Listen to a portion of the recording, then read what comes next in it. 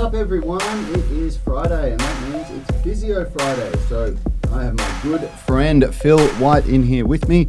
We're going to be talking all things injury prevention, injury rehabilitation, or as we like to call it at Unity Gym, regressions, and how to get you back on your feet faster. All that and more coming up. Hey everyone, in case we haven't met, my name's Rad Burmeister. I am one of the co-founders of Unity Gym and the UMS, the Unified Movement System, where we turn driven people into superhumans. And the way that we get such astonishing results with our members is that we've created a unique program that has a balance between strength, flexibility, and cardio fitness. If you want to know how we do that, grab one of the free blueprints, the flexibility blueprint, strength blueprint, or the nutrition blueprint. There's a link in the description for all of them. And today I'm joined by Phil, our resident physiotherapist. How are you, Phil? Very well.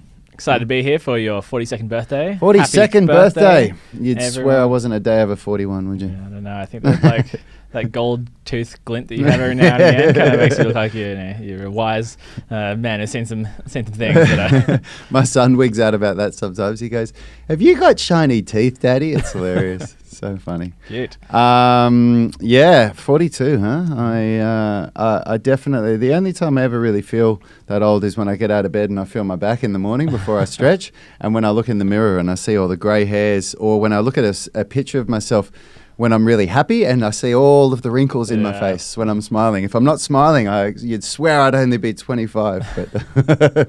Anyway, yeah, thanks, Phil. So how have you been, man? What's been going on in your world? Good. I've been just still in kind of like, I mean, the lockdown's bad in many ways, and, sort of lost my business in here. But, man, I'm surfing every day. I've been surfing like pretty much every day for the last 3 months, and Sydney has just had the most intense, amazing swell over the weekend, and where there was like 3-meter waves in Manly. It was wild, which... Yeah, I'm not quite up to riding those, but I went and sat out the back and watched it. It was great. Had a look, yeah. No, it's been awesome. Good fun. But happy to be in here. I've been really enjoying the 3 p.m. Sydney time little broadcast I'm doing on the live stream now. Getting used to talking to myself, which is good. Yep. But yeah, it's a weird feeling, isn't it? The first couple of times when it's just you and the camera. The first first 2 like, weeks just totally wigged me out, but now I'm like a bit more used to it. It's good, and there's lots of people asking good questions on there. So that's the thing I do at 3 p.m. on Tuesdays, Wednesdays, and Thursdays. So tune in. Yeah, it takes some serious practice to get half decent on a camera, and I'm. In all honesty, I watch so little of what we actually produce. I find it funny watching myself. But I am told that I'm getting a lot better at it. Like some of our members are saying, man, you're turning into like a real talk show host now. But it's funny when you see us. I remember that when you first came on, when you joined us, 8 months ago, whenever it was, and on the first couple of shows, Yanni and me were like, he'll get better. He'll get better. It's totally a whole new and exciting thing, but really enjoying it. Really good. Excited to be in this chair where I don't look like a tiny. Look, this is how Phil. This is the normal size of Phil. Yeah. He's not a midget today. No. Let's have a quick shout out to some of the people that have tuned in. So we got Ruth Houseman saying howdy, and happy birthday, Rad. Thank you, Ruth. What am I saying, Ruth? Jada is saying, hey guys. Vinny Brown is saying, don't usually get to catch this live as it's right at dinner time. And he's saying, awesome, glad I'm catching this one. Vinny Brown's also saying, definitely could use all the help I can get in recovering. Awesome, bro. Well, we'll see what we can do for you today. BY is saying, morning, Phil, Rich, and Rad. Happy birthday, Rad. I hope you got the birthday burpees out of the way. I did not get my birthday burpees out of the way, BY. If that's a thing, I may have to do them later. On your BY. Vinny Brown saying 42, the answer to life, the universe, and everything. Yeah, that's it, man. And Jada saying happy birthday, Rad. And Clay is saying happy birthday, Rad, as well. Thank you for the birthday love, everyone. Really appreciate it. And if you're listening to the podcast, you're going to want to jump over and join our Facebook group, the UMS Movement Mastermind. That's where you can tune in, comment, and we can answer you live because we record these shows live to that group. I appreciate your comment there, Vinny. I'm a big Douglas Adams fan. When I played Ultimate Frisbee, was my sport for like 11 years, played for Australia a bunch of times, and 42 is always my number. So, is that what? Yeah, right. Yeah. Okay. It's a Hitchhiker's Guide reference. All right. Nice okay. one. I like your birthday pillow in the background there. Happy birthday to the birthday pillow. Didn't really see that. Yeah, Yanni will be rolling in his bed right now listening to this. So we've got we had a couple of good questions. Hey, Phil. I think our first question that we were going to answer was from Lisa, and I think she posted that in the Unity I've got Gym. this, yeah. You've got it there? It's on the UMS Mastermind. Okay, you want to read that one out? Yeah, so she's saying, I've been suffering heel pain since the end of March. Some days it's not too bad, but today, initially, it will be excruciating, painful to walk on. Any suggestions on treatment would be appreciated. Thanks in advance. And I intentionally didn't answer this one because this is one of those ones that's really out of my scope of practice. And I was going to give my feedback because I've actually suffered a similar injury. And when I say that, non-diagnosed, but when I was playing basketball on a concrete court as a kid, landed really hard from a rebound, straight legs, on my heel, did nothing to rehabilitate it or anything and just kept trying to play around it. And it plagued me. I remember for years, like it would go away and I wouldn't feel anything. And then if I ever landed, because I used to skateboard and rollerblade, if I ever landed hard on my heel for years afterwards, for the next couple of months, I would be in a lot of pain and a lot of discomfort. And so I was about to give my 2 cents on it, but I thought, hang on a minute, I really don't know what I'm talking about here. So let's wait till Phil jumps in. Yeah, perfect one to discuss today. Because I think the way I want to start it out with is, I think similar to what last time when we were talking about the medial elbow pain, I did a bit of an overview of the differential diagnosis here, because a lot of people had jumped on and said like, hey, it's plantar fasciitis, do this, stick your feet in a cold bucket of water. Is plantar fasciitis, which is not a thing you do for plantar fasciitis, I'll have you know. But I appreciate your... we'll talk about that in a sec. But just to go through why it's so important that you don't just self-diagnose and, and why it's so important that you do see a professional about this, because I can't give you advice because I haven't talked to you about your symptoms and done a proper diagnosis, and just give you an idea of the different things it could be. I'll go through the differential diagnosis for plantar heel pain or plantar fasciitis. So it could be sort of neurological factors like there's, I don't know if I should read out all these, there's loads. There's adductor quanti nerve entrapment, lumbar spine disorders, problems with medical calcaneal branch of the posterior tibial nerve, tarsal tunnel syndrome. It could be an Achilles tendinopathy, fat pad atrophy, heel contusion, plantar fascia rupture, posterior tibial tendinitis, retrocalcaneal bursa. Could be Sever's disease, calcaneal stress fractures, infections, inflammatory arthropathies, subtalar arthritis, metabolic disorders, osteomalacia, Paget's disease, sickle cell disease, tumors, vascular insufficiency, or rheumatoid arthritis. So there's just to be put it out there that there's a lot of different things that it could be, and it's very quick. It's a quick and easy thing to say it's plantar fascia pain, but if you have missed something there, then you could be really But even in the heel, is that plantar? Because I thought plantar fasciitis was experienced when you're doing plantar flexion. The plantar fascia is the fascia, which is a non-contractile connective tissue on the bottom of the foot, and so that's a structure. It's kind of like your ITB, but underneath your foot. The fascia's it's like that clear stuff that's on the outside of a chicken breast, isn't it? Yeah, but it can be different thicknesses throughout the body. So and is it what kind of covers organs and muscles and stuff and allows them to slide against each other? Is that kind of what it is? It adds kind of structural support. So if you have a muscle belly, it'll have all the muscle fibers, then it'll be enclosed in fascia to kind of contain that hold structure. It all together. Yep. So it's there for sort of support as well as kind of structural integrity. But yeah, it can be totally different thicknesses. So it can be just a really thin layer around a muscle like that, or it can be your ITB, which is as thick as a seat belt, and you can't stab it with a scalpel and make a dent. So there's differences in the fascia throughout the body, and your plantar fascia is one of the kind of thickest and strongest in your body, because what it does is with the foot, you've got these amazing support structures where basically there's 3 different arches going. So with your foot, if you look at your foot, there's a longitudinal arch and then 2 transverse arches. So basically the arch that most people think about when they sort of say flat feet is that longitudinal arch, and then you've got transverse arches in the kind of front and the back of your foot. But basically the plantar fascia is, if you ever look at how bridges work, how they've got the sort of the Harbour Bridge. The Harbour Bridge structure. So if you think about the support structure there, the plantar fascia is the kind of bit that keeps that arch sort of taut. And so when you put tension on the plantar fascia, it strengthens it, kind of forces the bones closer together, which adds a amount of structural support, which is the body's way of dealing with no shoes for the last tens of thousands of years, and suddenly we've come in and been like, oh, we need foamy plates under there to create this, when really if we develop this strong plantar fascia and muscular support system, then you've actually got quite a good inherent sort of structure there. But that needs to be trained and stressed gradually over time. So that's what the plantar fascia is, and it attaches into the big toe and then down into the back of your heel. And so it often does, like some people feel it sort of just in the sort of inside of their arch there, but it's quite a common thing to feel it on the heel because that's where the plantar fascia actually attaches into. So for everyone, I think a really important thing to acknowledge here is when you looked at the amount of differential diagnosis. Yeah, is that calling it pathology? The different pathologies? Yep. See that? I'm learning.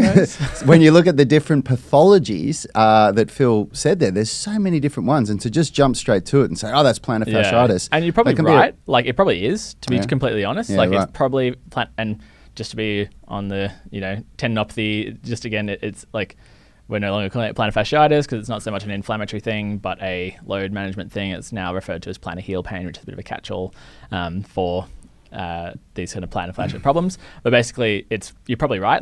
If 80% of people, it will just be plantar heel pain, but there's the chance there that there is something else going on there, which some might not be a big deal if you don't get the exact diagnosis right. It'll just sort of set itself out. But if it does happen to be a tumor, which I'm not saying it is, but there's a whole bunch of screening questions that health professionals will ask to make sure that you're not having something serious underlying there that is causing the problem. So that's why it's just such a key thing to see someone. I can see that, Lisa, you've come in here and said, is it best to see a podiatrist or a physio, which is a great question. I think the best bet is, you want to see someone who is, So I think podiatrist ideally, but you want to see a good podiatrist who's not just like I just have really strong feelings about podiatrists because I was sent to them for years and saw some people who were just there to sell me orthotics for years and years and years. And then I've since found an excellent podiatrist, and I would 100% go and see someone like this. But yeah, with physio, just to give you an idea of how much we learned about the feet, we had like a 2-hour lecture on diagnosis, and then we had a 2-hour lecture on treatment. And as I showed you there's so many different things to know about. So unless you've taken a special interest in feet, and usually that's with running physios, we'll kind of go into that foot and ankle side of things. Unless the physio has taken a real deep dive in their own learning with feet, I'd say podiatrist would be a better option. But there's certain podiatrists out there that I've been burnt from before, which I just make sure you're seeing someone who is not just there to sell you orthotics. Yeah, I've heard of a lot of people go to podiatrists and they walk out saying, oh my God, I need to spend $1,200 every 3 months or I can't walk out of my house, and I'm like, oh. Yeah, I think the way to do it would even be like the podiatrist is excellent for the diagnostic side of things because they would have seen like all these foot conditions and they'd be great for the diagnosis. And then, depending on their approach, then maybe take your diagnosis and then go and see someone who's keen to give you an active. So, have we got any specific advice for Lisa? Basically, if so, the thing here that she said that makes it quite likely that it is the plantar heel pain, which is what I'm calling plantar fasciitis, is that. She says today initially it will be excruciating, which I'm guessing will mean initially is in like first thing in the morning. That's a really common thing for plantar heel pain, is that the first few steps in the morning is just agony, and then as you start going and you start warming up, you start walking around, it starts to feel a whole lot better. And that might remind some people out there who've had tendinopathies maybe in their forearms or whatever. It's often that first, when you start training, you're like, oh, I can't possibly do this session, and then it starts to get better. So it's exactly the same thing. Walking is training for this for your plantar fascia, so it'll be it'll take a bit of time to warm up, but often it'll get better quite quickly, and then come back and be really painful the next day. And so as you can pretty much take the tendinopathy advice we've given in the past for every other part we talk about tendinopathy and apply it to the plantar fascia, basically, where it is a matter of capacity, and you've gone above your capacity, which has started this kind of pathological state, which is then brought your kind of capacity down, and you need to then build it up slowly. Now, the analogy often used for that is the bucket and the tap. So if you have a large bucket, then you can then that's your capacity, and then you've got your load, which is the tap. And if you turn on the tap lots, then you'll need a big bucket to be able to handle that. So it's about trying to think about how much you're turning on the tap throughout the day, which will be how much load you're putting through that structure. Now, the kind of nice thing is with feet, you can artificially make your bucket bigger by using things like orthotics in the short term, which can help you just manage a bit better while you build up strength, which will be doing your like foot exercises, both intrinsic foot muscles, so towel scrunches and some other ones. I think we've done. We did was that a live show? I think we did a couple of really good videos on the foot strengthening. The soul crunches, remember? Soul crunches, yes. The soul crunches. I'll see if I can. You keep talking. I'll see if I can find it. But then, your plantar fascia is also, like as I said before, it attaches into your big toe and then up into your heel, and it's kind of continuous with your Achilles. Like it sort of blends towards your Achilles. So doing single leg raises, or starting off with double heel raises and moving on to single leg raises, the way that you can progress the stress on that system to then strengthen it up.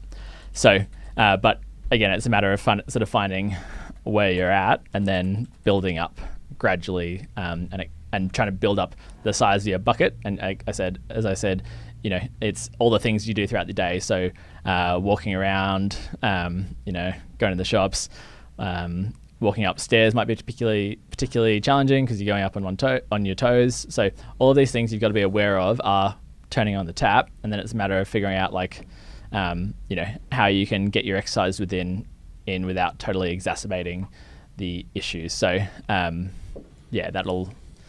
kind of how you go about making this better. Now, in terms of things you can do to self manage, like some people do find success with doing some rolling through there as a way of alleviating some of the pain, which is probably a similar mechanism to this person who said stick it in a super cold bucket of water first thing in the morning, which is it's the same mechanism that I talked about with manual therapy in some of my earlier shows this week about the idea of diffuse noxious inhibitory control, which is basically like if you flood the area with some other stimulus. So in this case, this cold water is like activating all these sort of temperature control fibers, and that's going to kind of distract your brain from the pain. So in the same, that could be quite a helpful thing just to get over that first few steps. And the same way with your rolling your feet on a massage ball might do a similar thing where it just kind of helps with the pain, but it's not going to make it better long term unless you strengthen it. It's funny, how this whole ice, rice, riced, priced thing has evolved. Police, peace and love. Yeah, all this stuff, and it's come back to really, well, the body actually knows what to do, so just get out of the way and let it, sort of do its thing. And some of the best, I think some of the best modern treatments, which are so going back to the basics, is just try to start creating some movement in an injury as soon as you can. Like so much so that, one of our members fractured her forearm, and they were saying that, only 10 years ago that it would have been put in a cast and it would have been in there for, so the forearm, that's a really stupid description, isn't it? The fibula. Not the fibula, the ulna. I was thinking underneath. That's the leg. Yeah. The head of the ulna. It would have been the head of the radius probably if it's... Really? Up there? If they're still moving it, yeah. Right, okay. Yeah. And they put wires in there, but left it to be able to move, and they were saying to her within 3 or 4 days of having the surgery that she should be doing movement to try to strengthen it, which is very, very different to the way that things were dealt with years ago. It was put in a cast. Exactly, and rest, like with rice, which used to be the old kind of acute injury, it was rest, ice, compress, and elevate, which is like, if you kind of think about all those, it's very passive. It's just like, bed rest, don't do anything with it. But now, like it moved to police, which was protect, optimal loading, ice, compress, and elevate. And now it's gone to peace and love, which is we've gone through before. But basically it's all about you want to give it that optimal loading environment, which might be like totally letting the, not moving the bone, for example, but you might, be moving your fingers as a way of getting the forearm muscles around it to stay active and stay strong, because it's, and I think the hardest thing to understand, it's funny, whenever we have these talks, the more and more we have them, the more and more it kind of, for me, it comes back to this concept of, an injury is an insight into where a weak link in your body is. And the answer is almost always to manage load, which means like when we say manage load, I understand that like it's a language that Phil and Yanni and Richard and I really understand, but for you, the listener, maybe you don't understand what we mean by that. It means it's usually an abusive load that's caused an injury. If it's a chronic injury, it's usually an abusive load that's happened over time that's caused this chronic condition. And managing the load means to reduce the load. So it might mean if you're jogging or running, reduce the amount of days that you're running a week, or reduce the amount of distance that you're running. Or if it's lifting weights or something like that, it's reducing the amount of weight you lift, or going to a less intense version of an exercise. Yeah, that's why I quite like that kind of bucket and tap analogy, because I think it kind of helps you visualize that idea of like your capacity. So how much load you can actually handle is like you can change the side of your bucket. You can change it by, slowly strengthening things up, or, using sort of things to assist you, like orthotics in this case. But then also, you can change the amount of load. So you control the tap by how much you're walking, throughout the day. How much, if you're wearing bare feet at home, or if you're training barefoot, then like that's going to change how much you can turn on and off that tap. Because I think that's where it gets a bit tricky for people. Is people are like, yeah, it's load management, but like, what's the load am I controlling? Like, what am I? And I think just having that kind of, I don't know, for me visually, it kind of helps to have that kind of like. And I mean, if you imagine visually like this, like if you imagine. If you're deconditioned, your bucket might be the size of this cup. Exactly. And then you go for a barefoot run on the beach, and then you've suddenly and that's like turning that's like turning a tap on full pelt. Like it's going to take a couple of seconds before it's exploding out. Whereas somebody like me or Phil, our bucket would be the size of a bucket. Yeah. So I could go for a run and turn that tap on full ball and leave it running like that for about 30 seconds before I'm in trouble. Yeah. And over time, over training the right way, your bucket gets bigger. Exactly. And that doesn't happen from saying, I'm going to turn the tap on and the bucket should adapt to it. It's not the way it works. We've just got to respect that with injuries, that will shrink your bucket. And so you've got to shrink the load accordingly, and then slowly build things up and slowly let it grow. So lots of analogy world there, but I think it just kind of helps to visualize that idea of load management. Like it's just, it's such a key, important concept, and the better you can wrap your head around that, the better you'll be able to manage yourself. Yeah, basically. Absolutely. Have you got another question? Yeah, I do. Phil? But before I do, Jada's got a question quickly here, which is, are there any stretches you can do for flexor tendons in the toes? That's a very specific thing to be asking. I guess whenever I get a question like this, which is such a specific sort of body part, I just sort of wonder like what the reason for it is. But I guess commonly people kind of get this like toe clawing, which... Do you think we should first clarify, would you ever really say to somebody you need to stretch your tendons? I think that might be a little... Because I think that's a misunderstanding of what a tendon is, Jada. Yeah. Tendons aren't they're not very elastic. Good. They're not... Well, they are elastic. Like that's kind of what tendons are for, is that like with your Achilles tendon, it's like an elastic spring that helps you with running efficiency, because you don't need to use muscular power. You can use some of the springing action of a tendon. But with all sort of stretching research that's been done, it shows that it's really, really bloody hard to change the length of a tendon. It doesn't really happen. You're more changing how much your muscle fibers are basically able to relax and have that stretch tolerance, and it's also it's more of a change happening in the muscle usually than the tendons itself. But so the better question to ask would be, how can I stretch the toe flexors? I think the better question is, it would be talking more about like the problem that they have, and then how to kind of get faster. Because if you wanted to just know a way of stretching your flexor tendons, is you go into extension. Like if you want to stretch your flexor, you go into extension.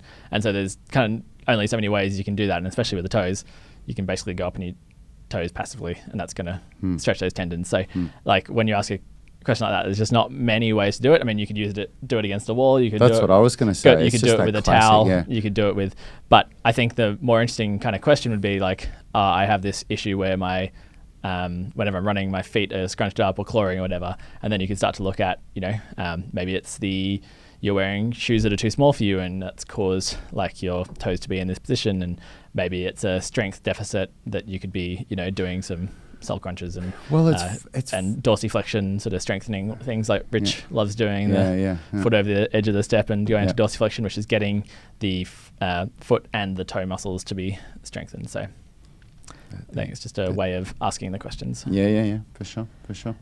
Carmine is saying, would alimentation and sleep also affect the injury or discomfort? What's alimentation? That's a great question.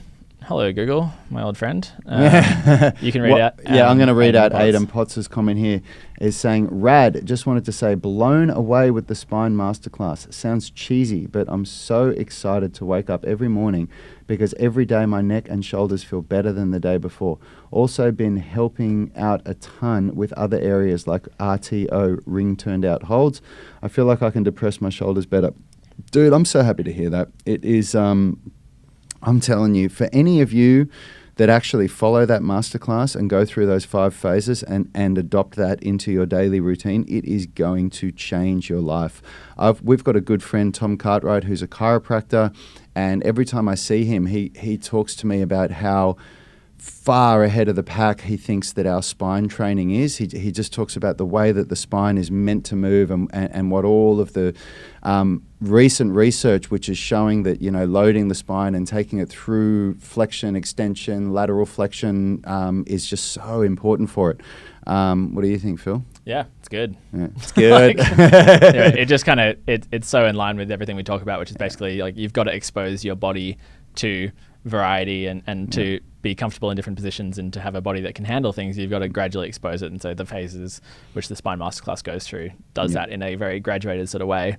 And shout out to BWA who's watching. But yeah, that idea of kind of becoming anti-fragile is so key. And that's what this spine kind of masterclass does, is it means that you've given it lots of different stresses, so that if you then are picking up something out of the car in an awkward way and your spine is, twisted and bent in a way that it hadn't done before, now it's kind of had that exposure before and you're less likely to injure yourself, I'd say. One of the biggest problems that we're facing as a race, at least in the modernized, first world countries, is that we're becoming frail. We just spend too much time sitting down and not enough time moving.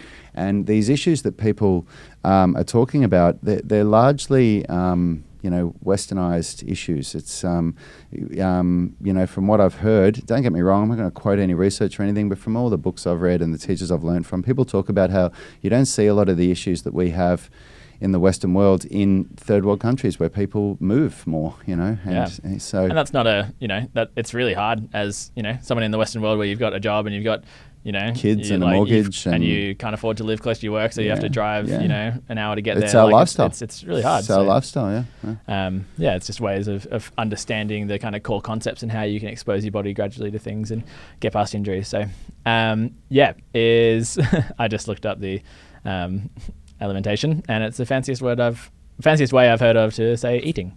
Eating. Basically, it's your diet. Come on, dumb it down for us a bit, man. Come on. Yeah. Okay. So, would eating and sleep also affect the injury or discomfort? Absolutely. Yep. Yeah. I mean, recovery is so key to injury, and so is like nutrition. About all the stuff we talked about before with, I guess, your metabolic state and the kind of inflammatory responses that causes. But the thing to remember is that, like, these are all sort of like cherry on top sort of things. Like, it might be the main driver, but it's more likely to be, it's going to be about getting that load management right. Yeah, definitely not the main driver. But if you want to look at the whole picture, like we have to address everything. And if you, like Phil's talked before about the difference between chronic inflammation and acute inflammation. And acute inflammation is very, very useful. It's the body's response to an acute injury, and it's a part of the healing process.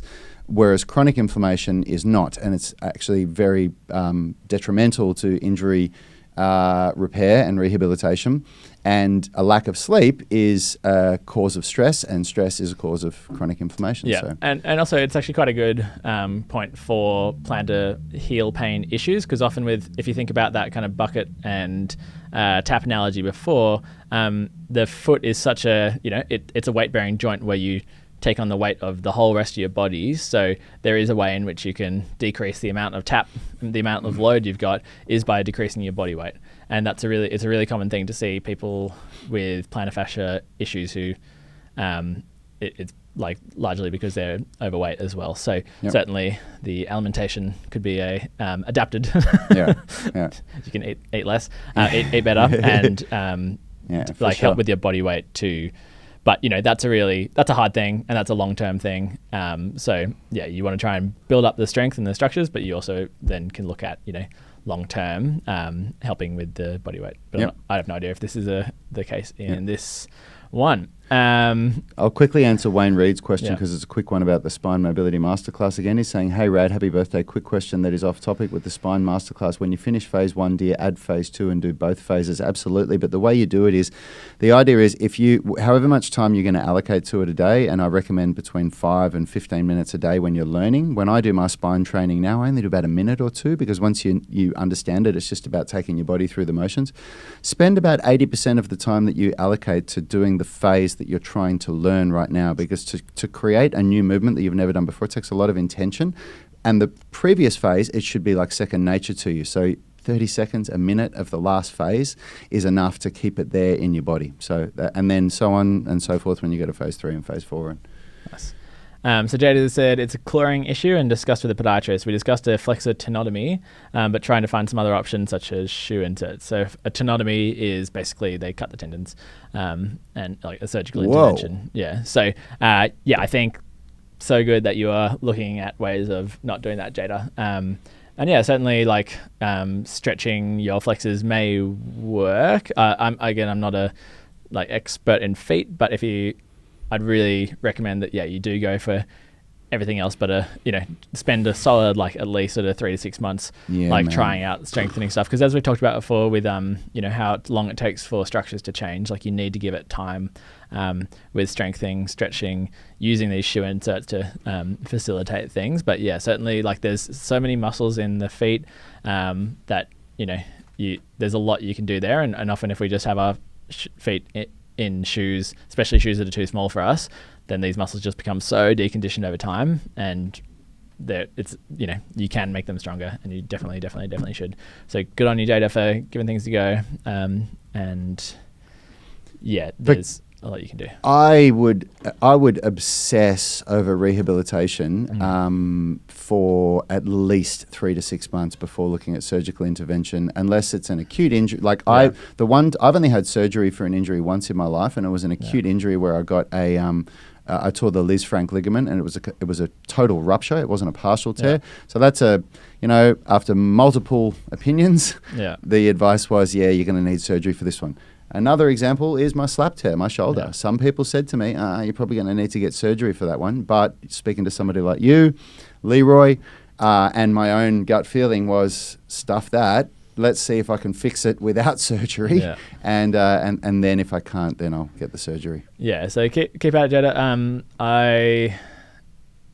I'll have a look at... Have you already got some exercises from your podiatrist? Because if not, I'll send you some ideas of things you can think about doing. So if you, Jada, as well, if it's within your budget, do an online consultation with Phil. I'm telling you, it's worth its weight in gold. My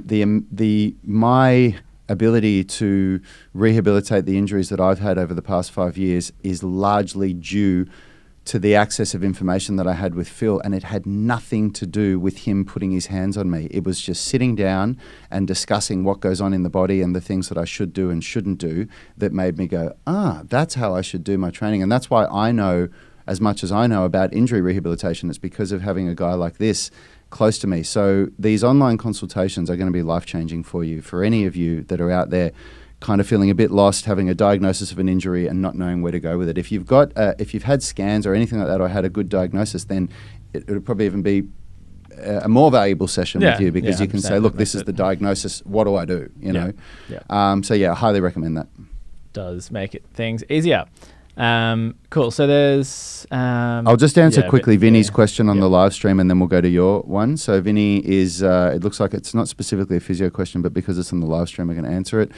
Given that Wednesday is middle splits day, does it make sense to go a little lighter doing that workout again on Saturday to reduce the load?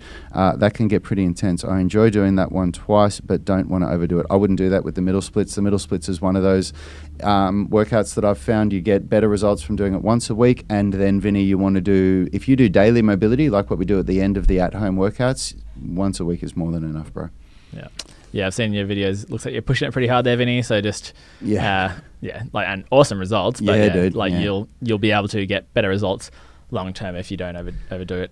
I'm blown away at the way that, because I've been told for 20 years that if you want to get flexible, you got to stretch every day, and it was the most basic, instructions: stretch every day, or you won't get flexible. And it didn't work for me, and it didn't work for many people that I've prescribed that to. And so that's why we're so specific on saying just do these things a couple of days a week, but do gentle mobility daily. Jada, unfortunately I can't do consultations for the US. It's such a shame. I've had a few people book in now from the US, and I've had to refund, and because there's like, I can do consultations with everyone in the world except people in the US. Just the health system over there is just doesn't play ball with the rest of the world, and there's like insurance wise I can't, but I'll send you through some foot exercises to look at and maybe talk to, but yeah, it would be worth looking into like running physios or like or some podiatrists who are really good with the sort of active approach to rehab, people who are like really know their stuff. I don't know, maybe I'll have a bit of a look for you about people you could work with, because it sounds like we need to align ourselves with a good physio in America, seriously. Doesn't it? We really need to. It's such, and I wish I could. Like, it's so stupid. Like, we're all humans and we have the same stuff going on, but the US health system is just like it's just insurance, isn't it? It's the way it works. Look, we've got to stay within our lane, and you can't, there's just too much risk, unfortunately. Yeah, it's a shame. Rogers just said something quite interesting here, which he said he got himself out of orthotics over a 24-month period. Takes time, worked with an allied health professionals, my shin splints are no longer an issue. So I think that's just such a great example of how the orthotics can be used quite effectively, where it kind of adds that artificial size to your bucket, and that can allow you to then increase your, it can help you handle the amount of load you've got already and build that up over time and then transition out of it. So I think that's just a really good to see that, like, that's I used orthotics for about 12 to 24 months after my Lisfranc injury, and a really good exit strategy for me was to start by removing the orthotics for a certain amount of hours a day, and that was my next point, is that it's not like a you just go from wearing them one day to... You've done 24 months and you count down the day and then you tick it off and then you throw them out and then you go back to regular things. It's so much about that blending, that like transition time out of them and giving your body gradual exposure and all those foot muscles and support structures that I talked about earlier on in this episode. It's so key that those they work just like everything else in your body. You won't expect to just, never done a pull-up and then suddenly you do a pull-up. Same thing with your feet. You've got to, go from orthotics, give it time, getting used to, barefoot training maybe to start off with, and then maybe barefoot walking around the house, and then gradually build things up. So and the feet are a tricky one, because you can't really not use your feet. Yes. It's like the same with the golfer's elbow or tennis elbow. It's really hard to not use your hands, which is one of the things that makes it so hard to recover from. But there are ways you can do it. And so much of the ways, that's why I spend so much of, I feel like all I've done for the last couple of weeks is just talk to people about tendinopathy and load management, because the more that people can understand this for themselves, it's all well and good for me to come in and give you this really nice looking program that's all periodized, but if the rest of your life you're doing things that mean that we don't that you don't fit into your sort of thresholds, then that program is totally useless. And so that's why I'm so keen to talk about this over and over again, so people can really understand how to self-manage, because that's going to be the key to getting past things. Nice. So on your Roger, that sounds, strengthen musculature, practice daily exposure to expose my arch and improve my running gait. Nice. That's it. Perfect use of orthotics there. Do we have time for that? Quickly discussing the last one, and if anyone has any last minute questions, jump on there. So who are we talking about here? This is from Kate Bolton Schmuckler. So she says, hello folks, so I'm wondering how to relax my hip muscles, possibly tendons too, especially the outsides right by my joints. They feel super tight no matter what. Wednesday's workout seemed to increase the tension a lot. This Wednesday's workout in particular hurt my hips, especially with the combo of beginner side splits and that pissing dog exercise. I also have super tight hamstrings. I've tried some of the hip mobility videos, but I have yet to feel less tight. Any pearls of wisdom, tribe? Also, I don't know if this makes a difference, but I'm currently 20 kilos over my happy weight. What are your thoughts, Rad? Just getting all those birthday messages? No, I'm actually reading one of our new members' questions here, which was about... Is the Death Star out of battery?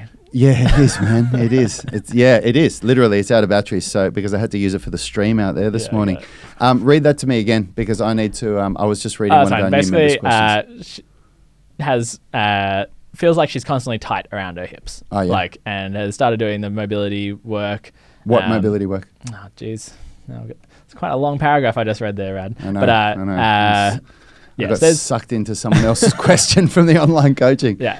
Asking how to relax hip muscles, possibly tendons too, especially outsides around the joints. Feels super tight no matter what. Wednesday's workout with the side splits and the pissing dog stretch was particularly challenging. Also super tight hamstrings. Have tried some of the hip mobility videos, but have yet to feel less tight. Any pearls of wisdom? Currently 20 kilos over her happy weight. Yes, I strongly recommend that you grab the 18-minute stretching routine this weekend because it is the flash sale for this weekend, which means that it's $29, normally $99, and it also has a whole bunch of other programs in there. That is the best. Do you know what else you got in there?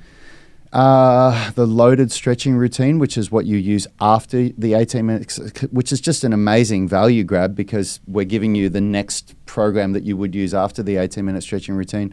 There's the intermittent fasting program, which is really, really good. That'll teach you how to transition. Currently, someone is saying that they're 20 kilos over their weight. That's right. Yeah. I'm telling you.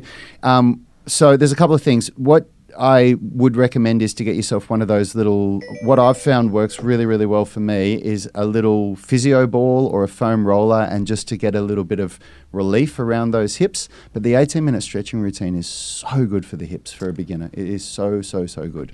I'm going to go the totally other direction and say get strong. I think that, certainly the 18-minute stretch routine, especially that using that to then build towards the end of range strength is such a important thing because I think my issue with people sort of saying that they're tight all the time is the reason we get tight is generally because we're not strong enough to handle the loads we put our body under, and then then you get spasm because of this kind of fatigue and weakness in a muscle. So I think the stretching 18-minute stretch routine and then building into the end of range strength is really good because you're exposing your body to those different ranges of motion, getting your body used to it. And when we get our body used to range of motion, we get less of a spasmy response to range. So it's a really nice way of exposing the body, but then building to that strengthening end of range is going to be so key for that. But then I also think that with just to go back to the bucket and tap analogy, if we can decrease the tap by gradually reducing the excess body weight, then that's going to already make those muscles more efficient because they have less load on them. So that's going to be really helpful for your hip muscles. But if we can also be building up, really focusing on strengthening up your hip muscles as well, then they'll be able to handle, that's building up your bucket and you'll be able to handle the amount of load you're putting in. So I think, for sure. And there was a really good comment on there by was it by Clay, I think?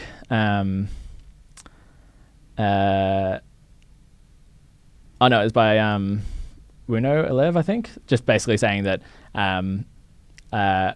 that they didn't start getting progress in relief from soreness and tightness until they combined strength training with the stretching, like Rad and Yanni recommend. So I think it's so key is that you're using the stretching for that kind of sort of symptom relief and exposing your body to range and then building to end of range strength, but also with the combination of building up the capacity in your body through